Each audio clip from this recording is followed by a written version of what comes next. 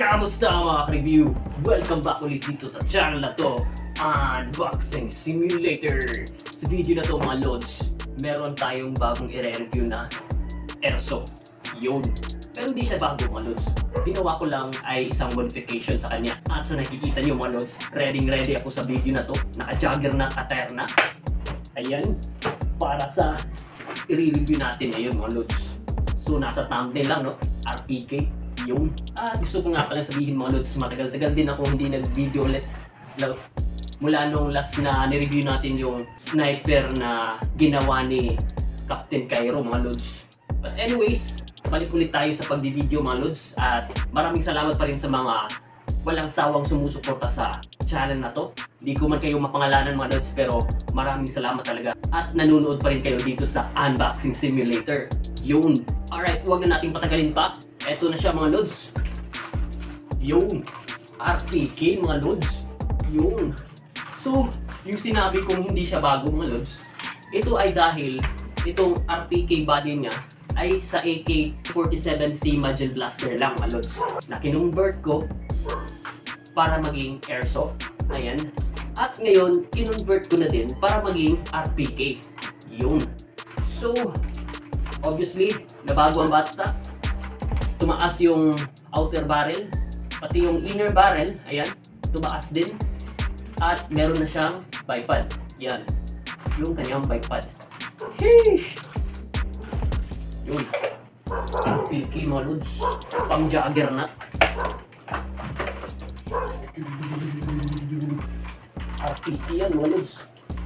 RPK.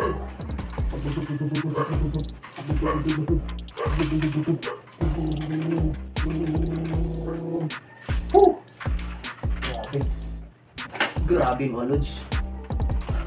Di ko pa nga pala ito na try sa airsoft field mga lods. Eto, naka-ready na yung battery. Nilagay ko lang siya gamit ang electrical tape. Ayan, pinabit ko. Tapos, eto, gamit natin. Wala pa nga palang bala ito mga lods. Ayan. Hindi ko pa inangat yung bala. So, pakinggan natin yung kanyang tunog mga lods. Ito, isa-isahan.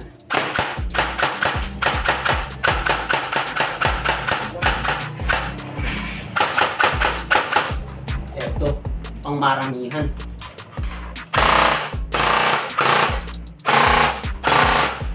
Sheesh.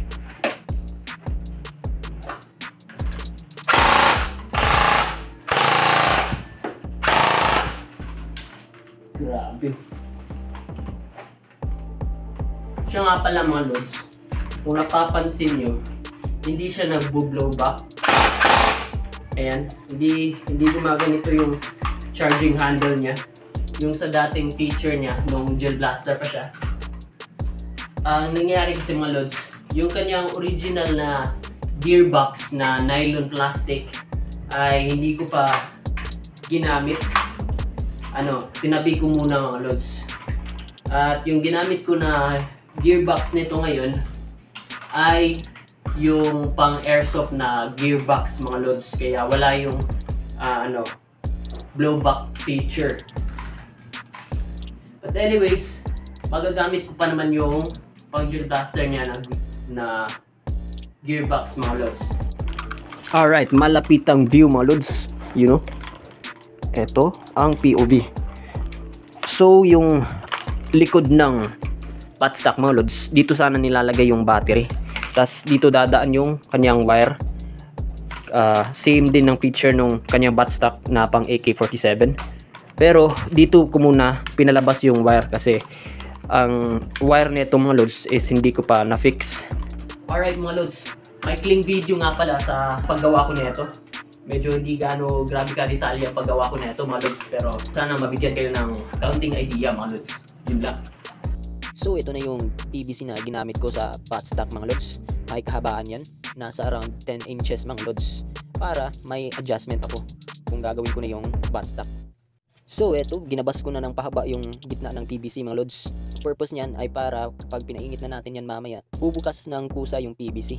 At ito mga lods, pinainit ko na siya sa apoy. At gumamit din nga pala ako ng pliers at gloves mga lods para hindi ko direktang hahawakan yung PVC. Sobrang init kasi niyan kapag pinainit na sa apoy. Tapos yung apoy naman mahina lang para hindi kaagad madaling masunog or mapagod yung PVC. At kapag malambot na yung PVC mga lods, ipipress ko na siya gamit ang isang flat na bagay or tiles para mabuksan yung PVC at para maging flat sheet plastic siya mga lods. So eto na yung flat sheet PVC natin mga lods. Ginabasan ko yung gilid niya mga lods para maging straight yung pagkagawa at gumuhit na rin ako ng gagabasin kong buttstock. So eto na siya mga lods. Nagabas ko na yung shape ng buttstock na gusto ko na pang RPK mga lods. Ayan. Plano ko sana dyan sa loob ilagay yung wire na kakabit sa battery mga lods. Ayan. At eto, ginawan ko na ng support yung upper at lower ng buttstock mga lods para pwede na natin siyang isara.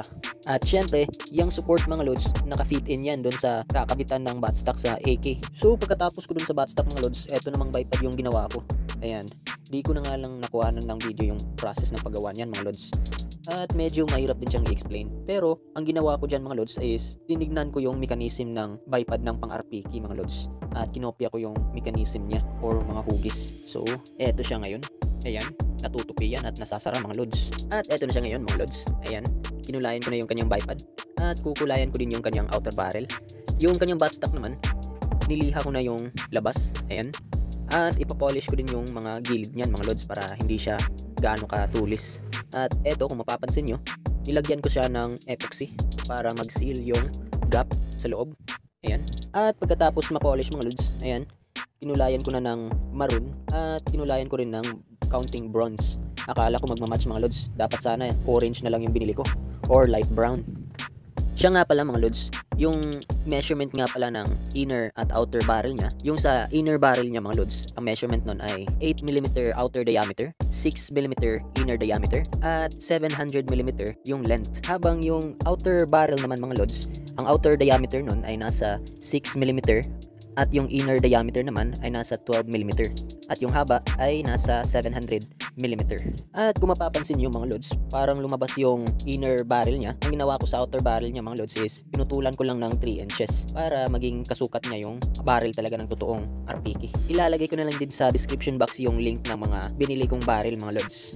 At kung magtatanong kayo sa akin mga lods kung pang airsoft ba yan ginamit ko na inner barrel, hindi siya pang airsoft mga lods, pang DIY projects siya. Pero yung sukat niya, inner at outer diameter, is magkasing sukat lang din nung pang airsoft talaga na inner barrel mga lods. At kung mapapansin nyo, wala siyang butas sa dulo niya kung saan ilalagay yung hop-up. Ginawan ko na lang siya ng DIY na butas mga lods na kamukha naman ng butas nung pang airsoft talaga na barrel. Kung makikita nyo, nag-fit in din naman yung hop-up. At nag-fit in din siya sa hop-up chamber. Alright mga lods, welcome back ulit dito sa shooting range natin sa rooftop lang ng bahay mga lods. Yun. At kung napapansin niyo yung dilata na yun mga lods nasa likuran ko, pakita ko na lang. Ang FPS nga pala ng gearbox nito mga lods is nasa around 390 ang average FPS. Alright, simulan na natin. Alright, nasa layo 5 meters lang tayo mga lods. So pang close quarter.